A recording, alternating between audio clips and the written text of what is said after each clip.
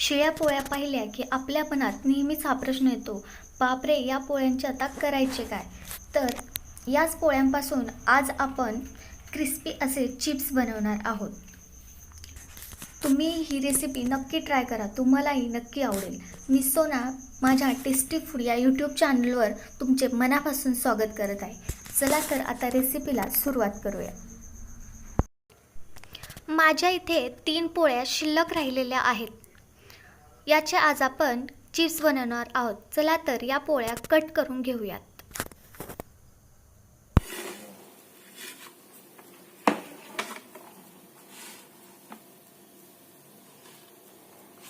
बारीक असे काप करायचे आहेत आणि पोळ्या कट करून घ्यायच्या आहेत.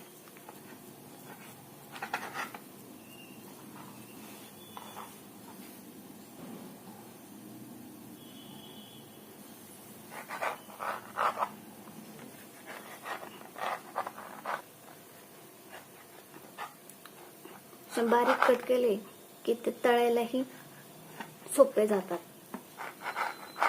म्हणून बारीक बारीकच कट करून घेऊयात. एक पोळीचे कट करून झालेले आहेत. याचप्रमाणे या दोनही पोळ्यांचे कट करून घेऊया.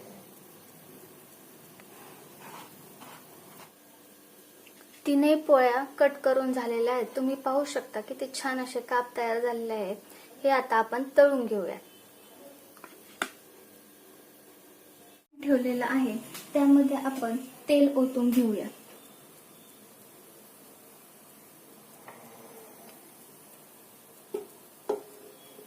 तळण्यासाठी जेवढे पुरेसे तेल आहे तेवढे मी ओतून घेतलेले आहे. फ्लेम ही हाय ठेवायची आहे कारण तेल लवकर तापेल.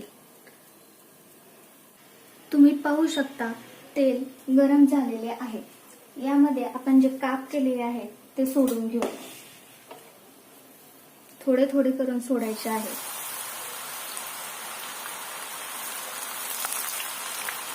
तेल एकदम छान असे तळलेले आहे, त्यामुळे काप हे लवकरच तळणार आहे.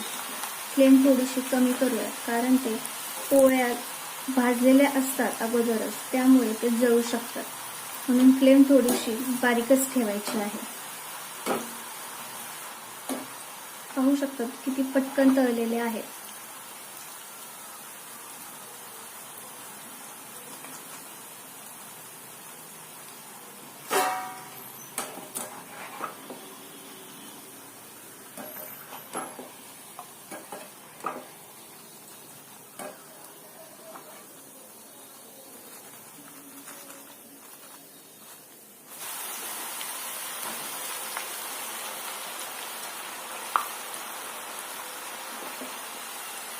हे अशी केलेले चिप्स खायला एकदम छान लागतात.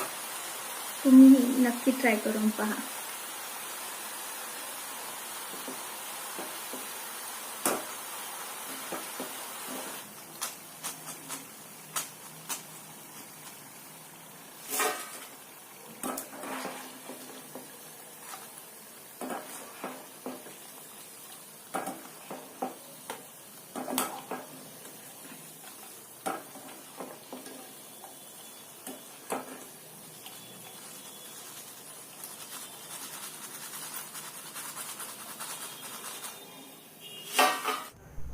क्रिस्पी असे चिप्स तयार झालेले आहेत. चला तर यामध्ये आता लाल तिखट घालून घेऊयात. 1 चमचा मी लाल तिखट घालत आहे. जर तुम्हाला जास्त तिखट आवडत असेल तर तुम्ही जास्त घालू शकता. कमी तिखट लागत असेल तर कमी घालू शकता.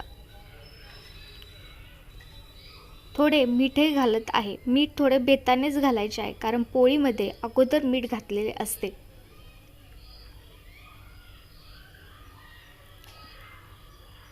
हे छान असे मिक्स करून घेऊयात, म्हणजे मीठ आणि लाल तिखट चिप्सला चांगल्या प्रकारे पोहोचेल.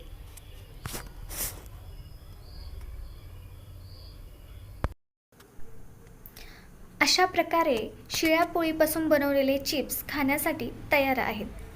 तुम्ही पाहू शकता की हे एकदम क्रिस्पी असे बनलेले आहेत. तुम्ही हे नक्की ट्राय करा. अशा चटपटीत रेसिपी पाहण्यासाठी टेस्टी फूडला सबस्क्राईब करायला विसरू नका. थँक्यू.